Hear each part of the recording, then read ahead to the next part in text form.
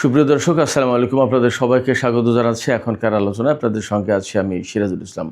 দর্শক, গুরুত্বপূর্ণ তিনটি খবর নিয়ে এখন মূলত আলোচনা করব। এই তিনটি খবরের শাখা উপশাখা থাকতে পারে। প্রথম খবর হচ্ছে, হঠাৎ করে বিভিন্ন মিডিয়াতে, গণমাধ্যমেও এবং সামাজিক মাধ্যমেও একটা খবর ছড়িয়েছে যে ইরানের প্রেসিডেন্ট ডক্টর মাসুদ পেজেশকিয়ান পদত্যাগ করেছেন। আসলে কি ঘটনা সত্য? এবং তিনি পদত্যাগ করলে কেন করবেন, আর যদি না করেন তাহলে কেন এই কথা ছড়ানো হচ্ছে, এটা নিয়ে একটা আলোচনা থাকবে। এরপরে আমেরিকা আজকে ইরানের দুটি দ্বীপে হামলা চালিয়েছে এবং ইরান পাল্টা জবাব দিয়েছে। পরিস্থিতি আসলে কোথায় যাচ্ছে? আর সর্বশেষ যে বিষয় নিয়ে আলোচনা করব সেটা হচ্ছে লেবানন পরিস্থিতি। লেবাননের একটা ঐতিহাসিক দুর্গ দখল করে নিয়েছে ইসরায়েল লেবাননের ভিতরে। এরপর ফ্রান্স জাতিসংঘে জরুরি বৈঠক আহ্বান করেছে। এটা নিয়ে নানা রকমের কথা আছে, আমেরিকার পক্ষ থেকেও বক্তব্য আছে। এই সমস্ত বিষয় নিয়ে বাকি আলোচনা হবে। তো চলুন সুপ্রিয় দর্শক, আমরা বিস্তারিত আলোচনা চলে যাই। তার আগে বলি, যদি ভিডিও ভালো লাগে তাহলে লাইক, কমেন্ট, শেয়ার করবেন এবং চ্যানেলটি সাবস্ক্রাইব করে সাথেই থাকবেন। দর্শক, প্রথম যে সংবাদ নিয়ে আলোচনা করতে চেয়েছি সেটি হচ্ছে, ইসলামী প্রজাতন্ত্র ইরানের প্রেসিডেন্ট ডক্টর মাসুদ পেজেশকিয়ান তিনি পদত্যাগ করেছেন এমন কথা কিছু আন্তর্জাতিক গণমাধ্যমে, আবার কিছু সামাজিক মাধ্যমে ছড়ানো হয়েছে। আন্তর্জাতিক গণমাধ্যমে বেশিরভাগ জায়গায় আমি দেখলাম যে তিনি পদত্যাগ করেছেন বলে খবর বেরিয়েছে। ব্যাপারটা সত্যি কিনা অনেকটা যাচাই বাছাইয়ের পর্যায়ে, বা যেমন লন্ডনের ইন্ডিপেন্ডেন্ট পত্রিকা একটা শিরোনাম পড়েছে যে মাসুদ পেজেশকিয়ান পদত্যাগপত্র সাবমিট করেছেন। কিন্তু এই খবরের মূল উৎস যেটা, সেটা হচ্ছে ইরান ইন্টারন্যাশনাল। ইরান ইন্টারন্যাশনাল কাদের পত্রিকা? ইরান ইন্টারন্যাশনাল এটা কাদের গণমাধ্যম? এটা হচ্ছে লন্ডন থেকে প্রচারিত একটি গণমাধ্যম। এটা মূলত ইরানের বিপ্লব বিরোধী, ইসলাম বিরোধী যে গোষ্ঠী, তারা এই ইরান ইন্টারন্যাশনাল প্রচার করে। ইরান ইন্টারন্যাশনাল নাম শুনে মানুষ অনেকেই মনে করে, যারা জানে না তারা মনে করে এটা বুঝি ইরানের সংবাদ মাধ্যম। এবং আমাদের বাংলাদেশের কিছু অবুঝ ফেসবুক কর্মী আছে যারা হুটহাট কোনো কিছু না জেনে আন্দাজে বিশ্বাস করে বসে এবং খবর দিয়ে বসে যে ইরান ইন্টারন্যাশনাল বলেছে, কিন্তু তারা জানেই না যে ইরান ইন্টারন্যাশনালটা আসলে কী, কারা চালায়। ফলে এই ইরান ইন্টারন্যাশনালের খবরের যে সূত্র, আসলে বেসিক্যালি সেটা বিশ্বাসযোগ্য না, প্রথমত। দ্বিতীয়ত, ইরানের পক্ষ থেকে এই কথা ডিনাই করা হয়েছে, বলা হয়েছে যে এটা মিথ্যা খবর।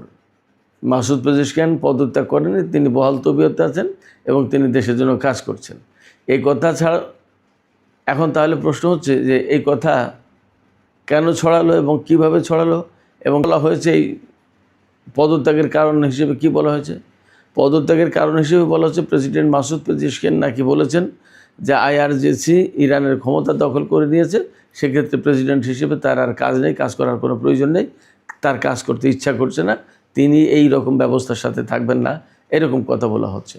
আসলে বাস্তবতা হচ্ছে, মাসুদ পেজেশকিয়ান জানেন না এখন কি নতুন প্রেসিডেন্ট, তিনি কি সে দেশের নাগরিক ছিলেন না, তিনি কি বিপ্লবের কেউ ছিলেন না? তিনি তো বিপ্লবেরও কেউ একজন ছিলেন, ভূমিকা ছিল। তো এই অবস্থায় মাসুদ পেজেশকিয়ান ইরানের আইআরজিসি কতটুকু ক্ষমতা চর্চা করে, কতটুকু ক্ষমতার মালিক, আর কতটুকু তার সীমারেখায়, এটা তো তার জানা আছে। এটা তো প্রেসিডেন্ট নির্বাচিত হওয়ার আগেই তিনি জানতেন যে আইআরজিসি এই ক্ষমতাগুলো চর্চা করে। অর্থাৎ বিপ্লবী গার্ড বাহিনী, বিপ্লব রক্ষা বাহিনী, বিপ্লবকে রক্ষা করবে এই বাহিনী জীবন দিয়ে হলেও। আইআরজিসির বহু সংখ্যক বড় বড় কমান্ডার তারা জীবন দিয়েছে। ফলে দেশের জন্য জীবন দেবে এবং দেশের স্বাধীনতা, সার্বভৌমত্ব এবং বিপ্লব রক্ষার জন্য যা করা দরকার তাই করবে, তাতে কোনো সীমারেখা নেই। এবং এই বাহিনীটা একদম কমপ্লিটলি ইরানের সর্বোচ্চ নেতার অধীনে, তার গাইডেন্সে পরিচালিত হয়। ফলে প্রেসিডেন্টের সাথে আইআরজিসির ক্ষমতার ক্লাশ হওয়ার কোনো কারণই নেই। প্রেসিডেন্টের জায়গায় এবং আইআরজিসি পরিচালিত হয় সর্বোচ্চ নেতার দিক নির্দেশনায়, সেটা সম্পূর্ণভাবে আলাদা জিনিস। এখানে প্রেসিডেন্টের সাথে আইআরজিসির ক্ষমতার কোনো দ্বন্দ্ব লাগার কোনো সম্ভাবনা একেবারেই নেই। ফলে এই যে আইআরজিসির সাথে ক্ষমতার দ্বন্দ্বের কারণে প্রেসিডেন্ট মাসুদ পেজেশকিয়ান পদত্যাগ করেছেন বলে যে খবর ছড়ানো হচ্ছে, এই খবরটা বেসিক্যালি মিথ্যা খবর। আমি বলি না যে এমন ঘটনা ঘটবে না, ঘটতেও পারে, কখন কে কী করে না করে সে তার রাজনৈতিক সিদ্ধান্ত। আমেরিকার কত কত বড় বড় কর্মকর্তা, গুরুত্বপূর্ণ ব্যক্তি, তারা পদত্যাগ করছে না, করছে, আবার পদত্যাগ বাধ্যও হচ্ছে। ইরানের এখানে এরকম কোনো কিছু ঘটেছে কি না এখনও পর্যন্ত জানা নেই। ইরানের গণমাধ্যম সরকারিভাবে এটা নাকচ করা হয়েছে। তারপরেও আমি বলি যে যে কোনো সময় যে কোনো কিছু ঘটতে পারে, কিন্তু যা বলা হচ্ছে এইগুলো সত্য না, এটা হলো বাস্তব কথা। আচ্ছা, এখন কেন ছড়ানো হলো প্রশ্ন আসে যে তাহলে এই ধরনের ভিত্তিহীন খবর ছড়ানোর মানে কি? এই ধরনের ভিত্তিহীন খবর ছড়ানোর মানে বা কারণ হচ্ছে ইরানের যে সিচুয়েশন তৈরি হয়েছে আমেরিকা, ইসরায়েল বা তার দোসর সাঙ্গপাঙ্গদের, তাতে তারা খুবই কঠিন পরিস্থিতির ভিতরে। এই অবস্থা থেকে কোনো মতেই বের হওয়ার কোনো পথ খুঁজে পাচ্ছে না। এই না যুদ্ধে বিজয় আনতে পারছে, না যুদ্ধে পরাজিত করতে পারছে ইরানকে, না ইরানের পরমাণু কর্মসূচি থেকে শুরু করে কোনো কিছু ধ্বংস করতে পারছে, না ইরানকে চুক্তিতে বাধ্য করতে পারছে। ফলে এই জায়গা থেকে আমেরিকা, ইসরায়েলকে বেরিয়ে যেতে হলে এমন একটা সিন ক্রিয়েট করা দরকার, যে সিন ক্রিয়েট করে একটা হ্যাপাজার্ড অবস্থা সৃষ্টি করা যায়, গোলযোগ অবস্থা সৃষ্টি করা যায়, এবং ইরানের ভেতরে তাদের লক্ষ্য অর্জনে সহযোগিতা করে এমন পরিস্থিতি তৈরি করা দরকার। যার কারণে এইরকম একটা কথা ছড়িয়ে ইরানের জনগণের ভিতরে বিশ্বাস, অবিশ্বাস, সন্দেহ, দ্বন্দ্ব, সংঘাত, ফাটল এগুলো সৃষ্টি করার একটা চেষ্টা হচ্ছে। এর বেশি আপাতত কিছু না। সুপ্রিয় দর্শক, এবার চলুন আমরা আরেকটা আলোচনা করি। আমেরিকা যে ইরানের উপর হামলা চালিয়েছে নতুন করে, এই ব্যাপারে সেটা খবরটা হচ্ছে এই যে পারস্য উপসাগরের দুটো গুরুত্বপূর্ণ দ্বীপ, একটা গরুক, সম্ভবত গরুক বা গারুক, এই দ্বীপ এবং কেশম দ্বীপ, এই দুটো দ্বীপে আমেরিকা হামলা চালিয়েছে, ক্ষেপণাস্ত্র হামলা চালিয়েছে বলা হচ্ছে। এবং আমেরিকার পক্ষ থেকে বলা হয়েছে, বিশেষ করে সেন্টকমের পক্ষ থেকে বলা হয়েছে যে ইরানের যে ড্রোন পরিচালনার কমান্ড অ্যান্ড কন্ট্রোল সেন্টার, তাকে লক্ষ্য করে মার্কিন বাহিনী হামলা চালিয়েছে। এই সেন্টকমের যে বক্তব্য, তার থেকে একটা প্রশ্ন আসে যে যাদের সাথে আপনার যুদ্ধবিরতি রয়েছে, আপনি তার সাথে কিভাবে যুদ্ধবিরতির ভিতরে আপনি হামলা চালান, এবং আপনারা বলেন যে হামলা চালানোর পরেও বলেন যে যুদ্ধবিরতি বহাল আছে। এটা কী ধরনের মুনাফেকি কাজ? একদম ডাবল স্ট্যান্ডার্ড না? আপনি বলছেন যুদ্ধবিরতি আছে, আবার আপনি তার বিরুদ্ধে হামলা চালাচ্ছেন, তাহলে কি করে যুদ্ধবিরতি থাকে? কেমন ধরনের তামাশা? এই তামাশা বেসিক্যালি মার্কিন বাহিনী করে যাচ্ছে বহুদিন থেকে। ঠিক এই কৌশলটা বাস্তবায়ন করে ইসরায়েল, বলে যুদ্ধবিরতি, আবার সমানে হামলা চালিয়ে যায়। ইরান তার কমান্ড অ্যান্ড কন্ট্রোল সেন্টার রাখতেই পারে, ইরান তার ক্ষেপণাস্ত্র, তার ড্রোন, তার বিমান, যা কিছু পরিচালনা করা দরকার সেটা তার শক্তি সামর্থ্য অনুযায়ী সে তো রাখবে। আপনি যুদ্ধবিরতির ভিতরে কীভাবে আপনি হামলা চালান? তার আগের প্রশ্ন হচ্ছে যে আসলে এই যে যুদ্ধটা আমেরিকা এবং ইসরায়েল করলো, সেটা কি যৌক্তিক? কীভাবে যৌক্তিক? একটা স্বাধীন সার্বভৌম দেশের উপরে কোন অধিকারে আর একটা দেশ হামলা চালায় এবং তার নেতাদেরকে হত্যা করে? তো সরাসরি হত্যাকাণ্ড, এ তো ভয়ঙ্কর অপরাধ। এই অপরাধগুলো করার কোনো অর্থ আছে? যারা আন্তর্জাতিক পর্যায়ে বলে বেড়ায় গণতন্ত্র, মানবাধিকার, আইনের শাসনের কথা, তারা যদি আইন লঙ্ঘন করে, তারা যদি একটা দেশের স্বাধীনতা, সার্বভৌমত্ব লঙ্ঘন করে, তারা যদি গণতান্ত্রিক রীতিনীতি না মানে, তাহলে তারা এই কথাগুলো কী করে বলে? খুবই আশ্চর্যজনক ব্যাপার। যাই হোক, আমেরিকা ইরানের উপর হামলা চালানোর পর ইরান আবার কুয়েতের মার্কিন বিমান ঘাঁটিতে হামলা চালিয়েছে। তবে ক্ষয়ক্ষতি কীরকম কী হয়েছে আমি এই ভিডিও যখন করছি তখনও পর্যন্ত জানা যায়নি। তবে ইরান যে হামলা হলে তার জবাব দিচ্ছে বা দেবে, এটা এ সমস্ত প্রতি উত্তর বা পাল্টা হামলার ভেতর দিয়ে প্রকাশ হয়ে যাচ্ছে। আমেরিকা কোনো মতেই ইরানের বিরুদ্ধে হামলা চালিয়ে বা নতুন করে যুদ্ধ করে পার পাবে না। ইরান অবশ্যই তার জবাব দেবে এবং কঠিন জবাব দেবে। এবং ইরানের বিরুদ্ধে যদি কোনোভাবে যুদ্ধ শুরুর চেষ্টা করে আমেরিকা, তাহলে এবার পরিস্থিতি আগের তুলনায় আরও অনেক বেশি খারাপ হবে আমেরিকা, ইসরায়েলের জন্য।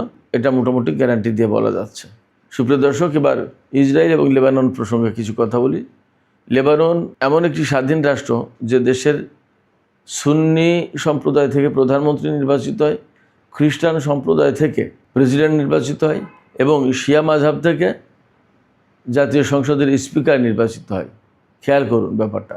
মানে 12 ভেজালি একটা সরকার ব্যবস্থা। এই সরকার ব্যবস্থার কারণে লেবাননের উপর ইসরায়েল যতই হামলা চালায়, সরকারিভাবে ইসরায়েলের বিরুদ্ধে লেবানন কোনো জবাব দিতে পারে না, জবাব দেওয়ার কোনো সুযোগ নেই, কারণ নেই। সুযোগ আছে, কারণ নেই। কারণ নেই এই কারণে বলছি যে একজন তো এক মতের। এই সুন্নি যে প্রধানমন্ত্রী হয় এখানে, সেই ভদ্রলোক একদম সৌদি ঘেঁষা থাকে, সৌদি প্রভাব বলয়ে। তা সৌদি প্রভাব বলয় বা আরব বিশ্বের প্রভাব বলয় যারা, তারা তো ইসরায়েলের বিরুদ্ধে কোনো যুদ্ধ করবে না। এবং এই জন্য আমরা 2 যুগ ধরে দেখে আসছি এইভাবেই যে ইসরায়েল লেবাননের উপর হামলা চালায়। আমরা লেবাননের প্রধানমন্ত্রীকে কাঁদতে দেখেছি, হাউমাউ করে কাঁদতে দেখেছি টেলিভিশনের সামনে, যে আমার দেশকে শেষ করে ফেলছে। অথচ তার দেশের সেনাবাহিনীকে নির্দেশনা দিতে পারে যে তোমরা প্রতিরোধ করার চেষ্টা করো। এত বড় খারাপ অবস্থা। মানে সরকারের প্রধানমন্ত্রী বা সরকার প্রধানের, আর প্রেসিডেন্ট খ্রিস্টান সম্প্রদায় থেকে, তাদের কেউ ইসরায়েলের পক্ষে, কেউ লেবাননের পক্ষে। ব্যাপারটা এরকম। ফলে প্রেসিডেন্টের পক্ষ থেকে অনেক সময় ভালো কিছু পাওয়া যায় না। এখন জোসেফ আউন এই ভদ্রলোকের কাছ থেকে খুব একটা কিছু পাওয়া যাচ্ছে বলে দেখি না। কিন্তু এর আগে মিশেল আউন ছিলেন, তিনি আবার কড়া ব্যক্তি ছিলেন, ইসরায়েল বিরোধী শক্ত অবস্থান ছিল তার। এখন লেবাননের স্বাধীনতার সার্বভৌমত্ব ধরে রাখার চেষ্টা করে সেই দেশের বিপ্লবী সংগঠন, আপনারা সবাই জানেন, হিজবুল্লাহ। এখন যুদ্ধবিরতি চলছে লেবাননের সাথে 6 সপ্তাহ ধরে। অথচ 6 সপ্তাহ ধরেই ইসরায়েল লেবাননের উপরে হামলা চালিয়ে যাচ্ছে, বন্ধ হয়নি কখনো যুদ্ধ। আমেরিকার নেতৃত্বে যুদ্ধবিরতি ঘোষণা করা হয়েছে, কিন্তু ইসরায়েল তা মানছেই না। এবং প্রতিদিন 10, 20, 50 জন লোক মারা যাচ্ছে, এবং একের পর এক ভূমি দখল করে নিচ্ছে, একের পর এক শহর খালি করার নির্দেশ দিচ্ছে। এমনকি রাজধানী বৈরুত সহ বিভিন্ন শহরে ব্যাপকভাবে বিমান হামলা চালাচ্ছে, ধ্বংস করে দিচ্ছে, গাজার পরিস্থিতি করে দিচ্ছে লেবাননের ভিতরে ইসরায়েল। পরিস্থিতি এতটাই খারাপ যে গতকালকে তারা একটা ঐতিহাসিক গুরুত্বপূর্ণ দুর্গ দখল করেছে ইসরায়েল। দখল করার পরে এতটাই খারাপ হয়েছে পরিস্থিতি যে ফ্রান্সের প্রেসিডেন্ট ইমানুয়েল ম্যাক্রন, তিনি জাতিসংঘ নিরাপত্তা পরিষদের জরুরি বৈঠক ডাকার আহ্বান জানিয়েছেন।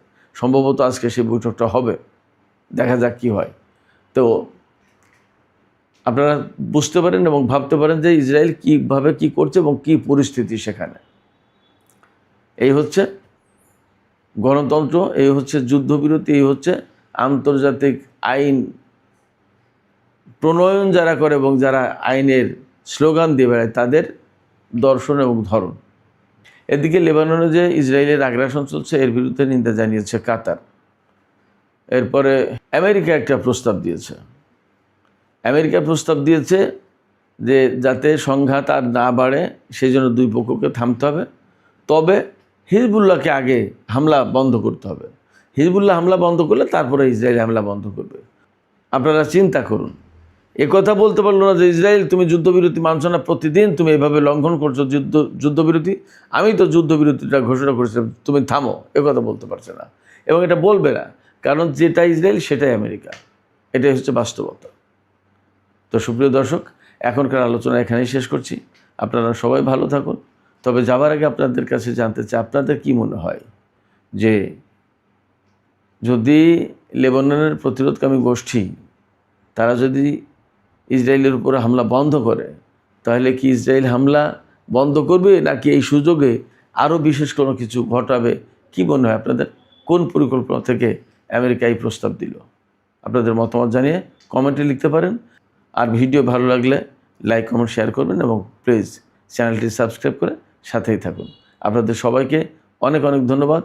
আল্লাহ হাফেজ।